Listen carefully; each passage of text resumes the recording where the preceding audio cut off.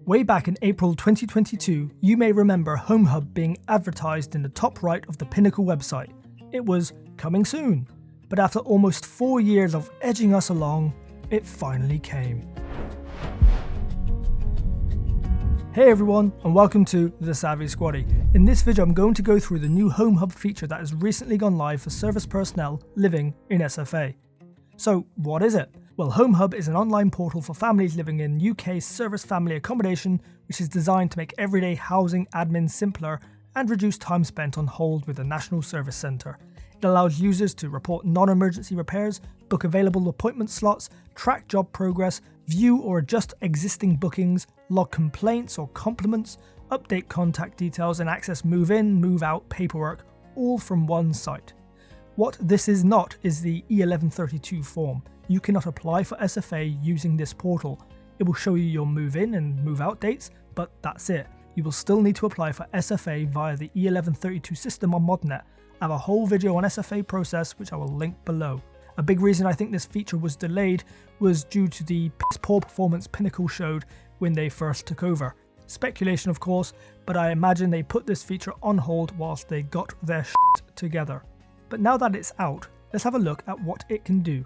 You can log on via any personal device, and any member of your household over the age of 16 can also have an account and utilise the portal. To set up your account, you will need a Government One login and your E1132 application number. I've linked below the gov.uk One login page. Go through the usual process of setting up an account with supplying your email address and receiving a code, etc. Once through that process, you'll need to register your details on the Home Hub page. This is where you will need your E1132 application number. You will input this where it asks for a reference number. One to note, don't include the E, just input the digits. Log into your E1132 account on ModNet to find your application number, or fill out the form I've linked in the description and you'll get a response in 5 to 10 working days with the number. Once you've registered your details, you'll be brought to the Home Hub dashboard. A pretty simple layout with a series of tiles which provide various functions. The main one of course being My Repairs. This is where you can raise a new non-emergency repair. So let's do that. By clicking on that tile, you are brought to a new page where you can raise a new fault and view details of repairs already raised at your address. You can see your address here in this box and hopefully it's correct. If not, you'll need to reach out to the National Service Centre. You can also see a history of repairs since you've been living there with a filter option for ease of search.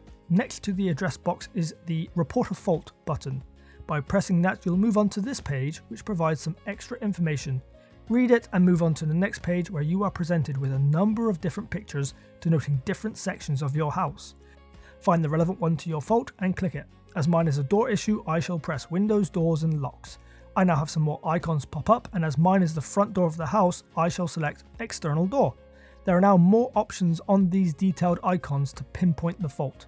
I'll select all other issues as whilst the problem is how the door opens and closes, it still does open and close. That then brings me onto the page where I can input a detailed description.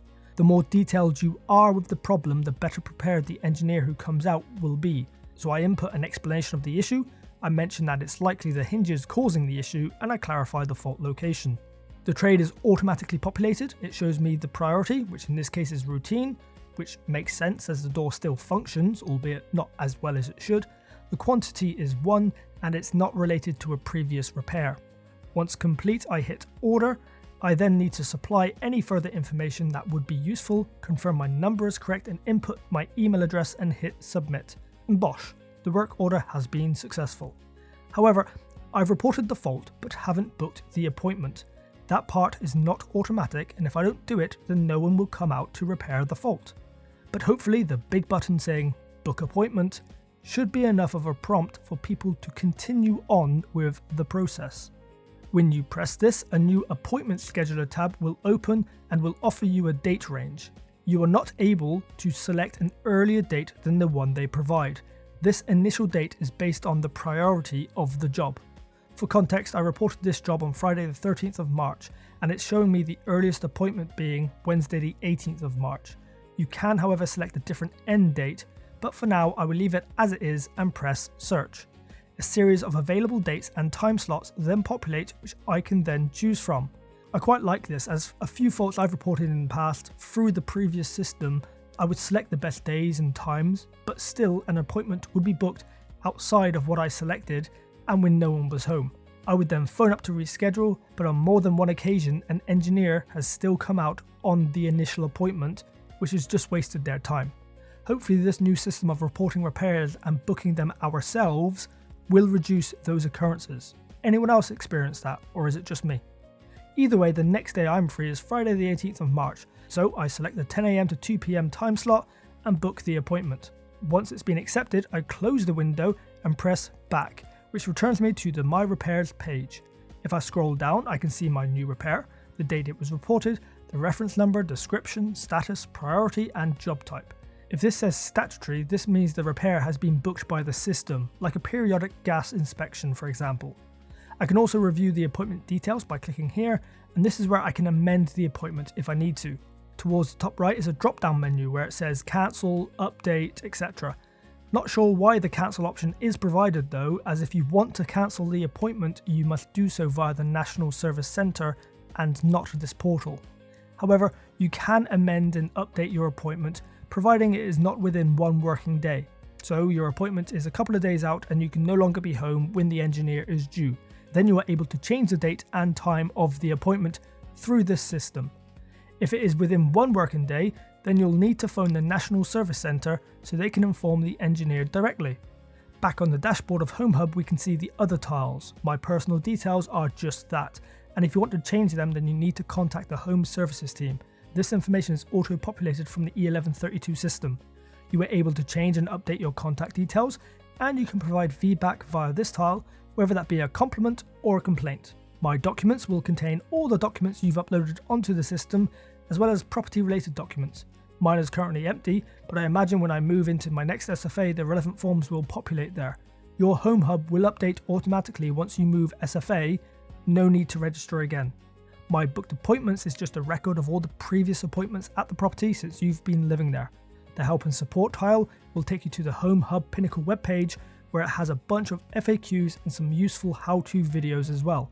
And finally, the in-home request tile will take you to the relevant webpage on the Pinnacle website, where you can find the required forms and more information for things such as applications for pets, visitors, nannies, au pairs, permanent enhancements, or even to run a business.